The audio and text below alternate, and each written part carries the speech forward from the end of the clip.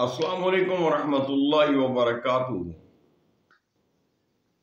1947 میں پاکستان وجود میں آیا۔ کس نعرے کی بنا پر؟ پاکستان کا مطلب کیا؟ لا الہ الا اللہ۔ اور اس کو حاصل کرنے کا مقصد بھی یہی تھا کہ یہاں پر اسلامی اسٹیٹ بنائی جائے، یہاں پہ اسلامی قوانین نافذ کیے جائیں اور مسلمانوں کی اپنی ایک الگ ریاست ہو، الگ ملک ہو، اور جس میں یہ آزادی کے ساتھ رہ سکیں۔ لیکن کتنے دکھ افسوس کی بات ہے کہ برس برس گزر گئے،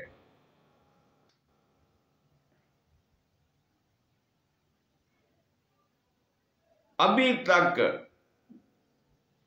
کتنی حکومتیں اس دور میں 1947 سے لے کے آج تک آئیں اور چلی گئیں۔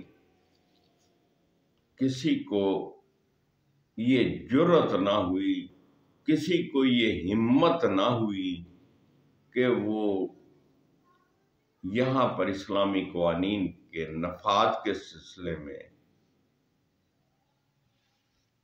کوئی پیش رفت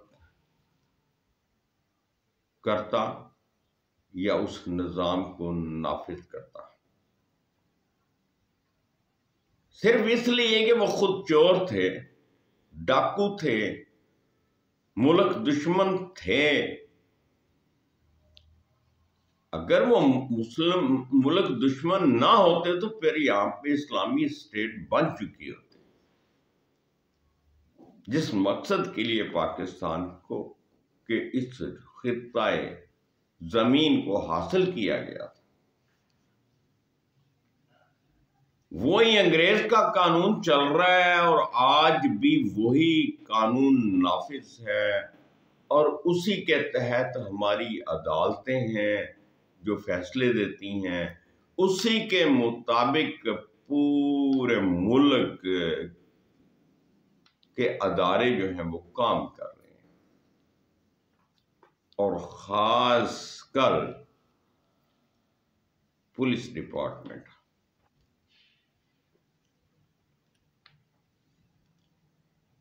اور پھر ایسے لوگ اقتدار میں رہے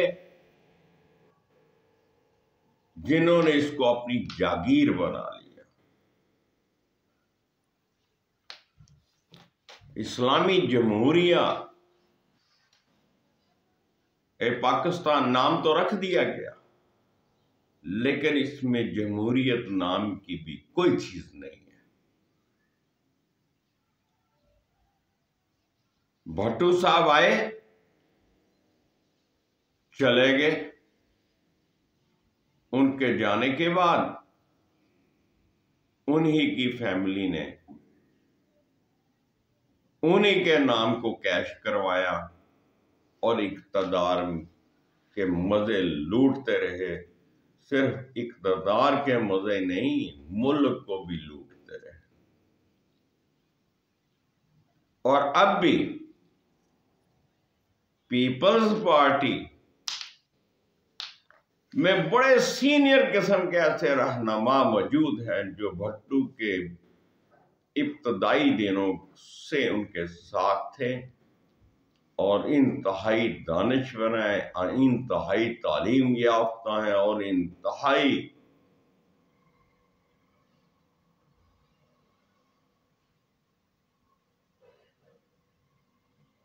ملک سے محبت کرنے والے ہیں۔ لیکن ان کو پس پشت ڈال دیا گیا، اور اب جو ہے وہ پہلے تو بھٹو صاحب کی بیٹی آئی، اس نے مزے لیے اقتدار کے، اور اس کے بعد ان کے شوہر نامدار صدارت پہ قائم رہے۔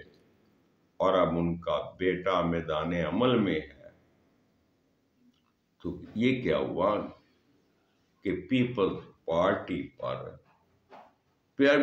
پارٹی ایک پبلک کی عوامی جماعت نہیں رہی، بلکہ وہ ایک خاندانی جماعت بن گئی۔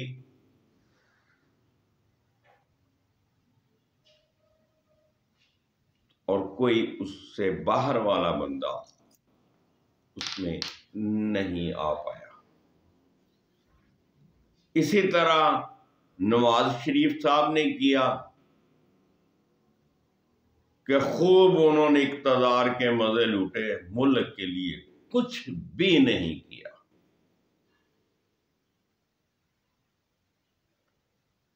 بلکہ اسی طرح مشرف صاحب آئے، غیر قانونی طریقے سے آئے۔ اس سے پہلے ایوب خان نے سب سے پہلے مارشل لا لگایا، اس کے بعد یحییٰ صاحب نے مارشل لا لگایا، اور اس کے بعد مشرف صاحب نے بھی وہی راہ اختیار کی، ملک کو خوب لوٹا اور خود جا کے باہر بیرون ملک بیٹھ گئے۔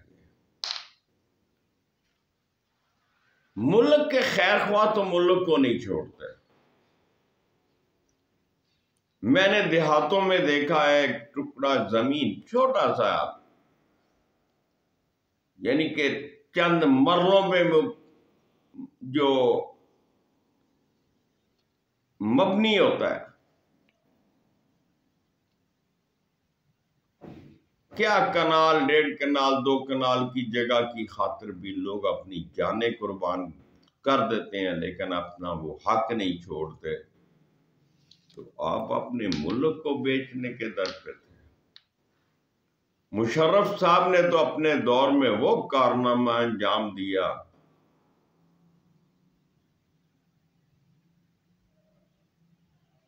جس پر جتنی بھی لعنت بھیجی جائے، جتنا بھی افسوس کا اظہار کیا جائے، جتنا بھی رونا رویا جائے کم ہے۔ اور وہ کیا، لال مسجد پر بم گرایا تھا، وہاں کے معصوم بچوں کو شہید کیا، وہاں کی بچیوں کو شہید کیا۔ اس سے بڑی لعنت اور کیا ہو سکتی ہے کسی حکمران کے لیے؟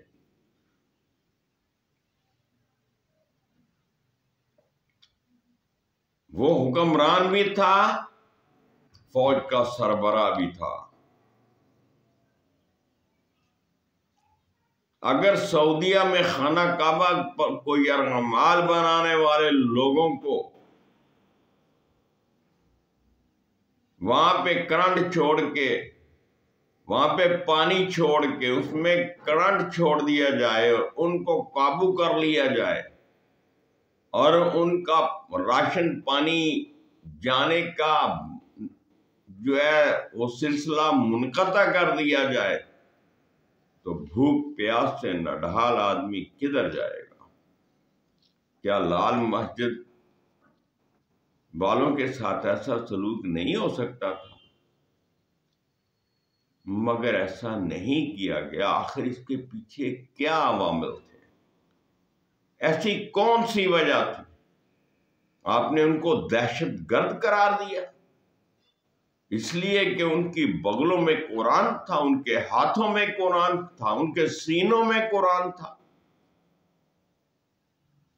اب بھی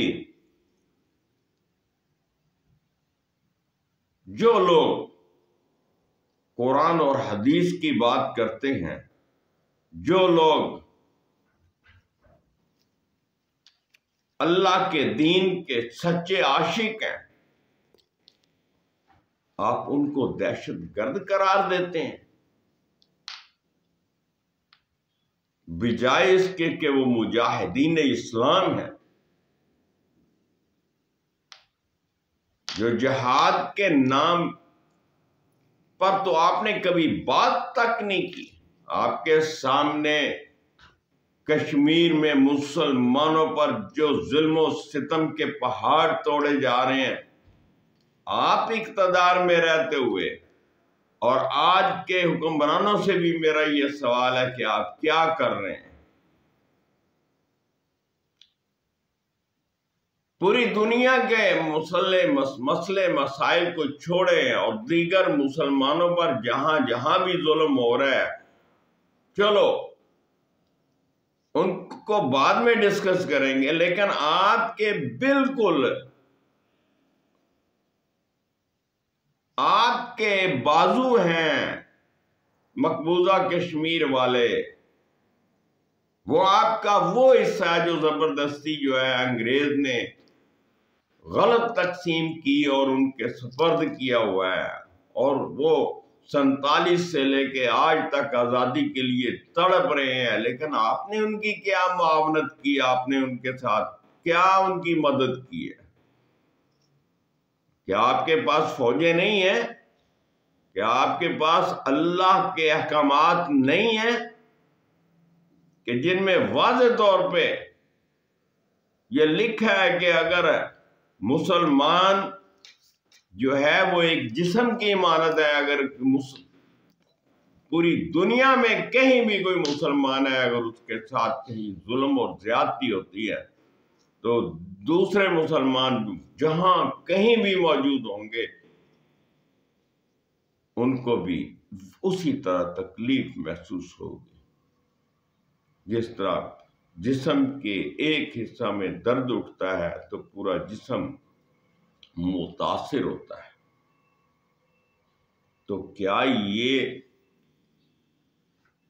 مقبوضہ کشمیر میں جو ظلم و ستم کے پہاڑ توڑے جا رہے ہیں اور ہمارے میڈیا والے ناچ گانے اور اس طرح کے نہ جانے کیا کیا پروگرام نشر کرتے ہیں، کبھی بس دن دہار آتا ہے تو اس وقت بس اتنا ہی کہہ دیتے ہیں ہم کشمیریوں کے ساتھ ہیں، وہ ہمارے بھائی ہیں، ہمیں ان سے ہمدردی ہے، ہم پوری دنیا میں واویلا اٹھا رہے ہیں، ہم UN کو جگا رہے ہیں، اور لعنت بھیجو ایسے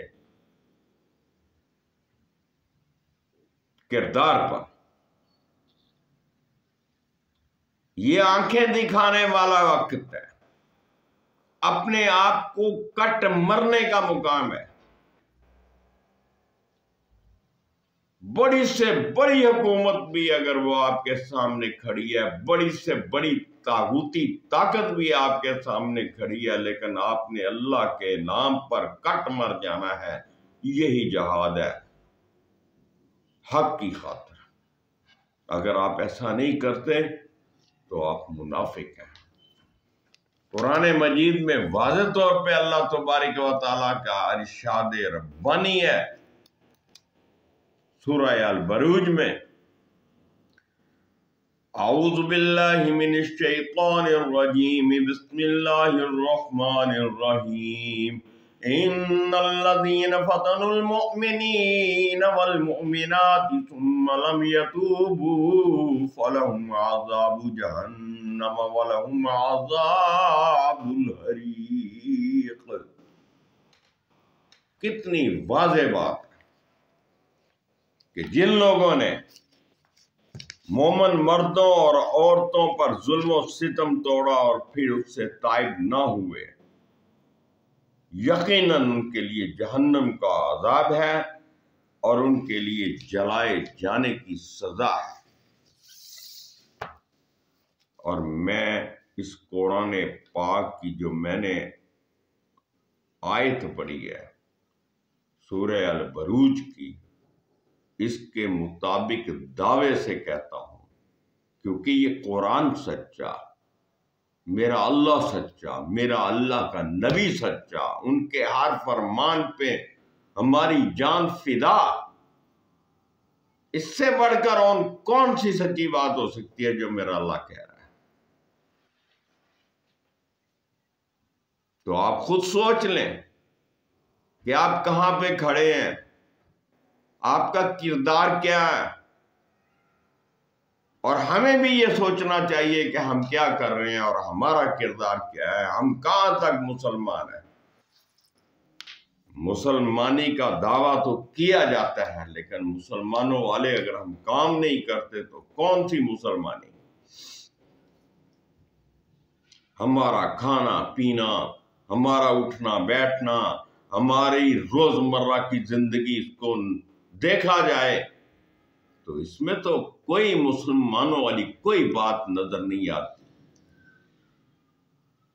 سب اللہ کے احکامات کے خلاف چل رہے ہیں، اللہ کے نبی صلی اللہ علیہ وآلہ وسلم کے بتائے ہوئے طور طریقوں کے خلاف چل رہے ہیں، تو پھر ہماری زندگیوں پہ لعنت نہیں ہے؟ یقیناً ہم پھر سزا کے مستحق نہیں ہیں۔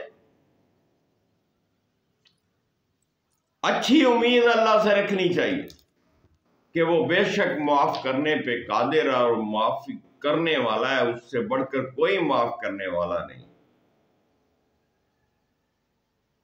لیکن توبہ طائب ہونے کے لیے آپ کو سچی توبہ کرنی پڑے گی، آپ کو اپنی راہ بدلنی پڑے گی۔ جب تک ہم اپنے آپ کو اپنی راہ کا تعین ہی نہیں کرتے، اپنی راہ بدلنا ہی نہیں چاہتے، تو ہم کس طرح سے حق اور سچ کا ساتھ دے سکتے ہیں یا حق اور سچ پہ چل سکتے ہیں؟ اپنا خیال رکھیے گا، دعاؤں میں یاد رکھیے گا۔ اللہ آپ و ہم سب کا حامی و ناصر ہو۔ یہ جتنا بھی اس وقت حکمران طبقہ ہے، یہ سب کا سب چور ہیں، ڈاکو ہیں، ڈکیت ہیں، منافق ہیں، مشرک ہیں، اور اگر ان میں ایمان کی رتی ہو تو یہ پوری ایمانداری کے ساتھ اپنے آپ کو تبدیل کریں، اپنے ملک میں اسلامی قوانین کا نفاذ کریں، اور جہاں پر بھی مسلمانوں پر ظلم ہو رہا ہے وہاں پر جا کر یہ جہاد کریں۔ مرنا تو ایک دن ہے، آج نہیں تو کل، موت تو ہمارے پیچھے لگی ہوئی ہے، اور جب وقت آ جائے گا تو پھر آگے ہی جانا ہے، پیچھے والی بات کوئی نہیں۔ اللہ حافظ۔